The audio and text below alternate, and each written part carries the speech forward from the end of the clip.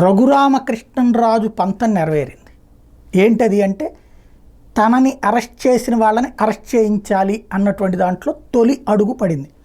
చివరికి అందులో నిందితుడిగా ఉన్నటువంటి విజయ్ పాల్ ఆల్రెడీ రిటైర్ అయ్యారు.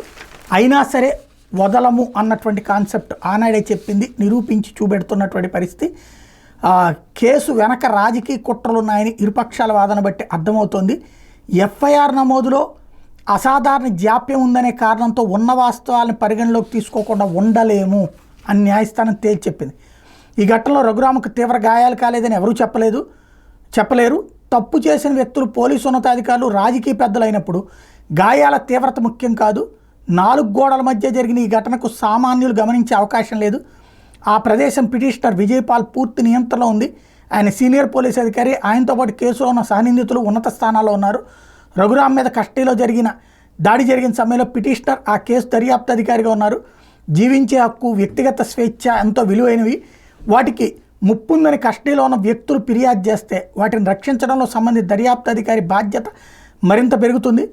పౌరులు చట్ట ఉల్లంఘనలకు పాల్పడకుండా చూడటం ఎంత ముఖ్యమో, పౌరుల స్వేచ్ఛా జీవనానికి ముప్పు వాటిల్లేలా అధికారులు నిర్లక్ష్యంగా వ్యవహరించకుండా అధికార దుర్వినియోగానికి పాల్పడకుండా చూడటం న్యాయస్థానానికి అంతే ముఖ్యం. చట్టవిరుద్ధంగా వ్యవహరించి పౌరుల స్వేచ్ఛా జీవనాన్ని హరించేలా విధులు నిర్వర్తించేందుకు రాష్ట్ర ప్రభుత్వం అధికారులకు ఎలాంటి లైసెన్స్ ఇవ్వలేదు.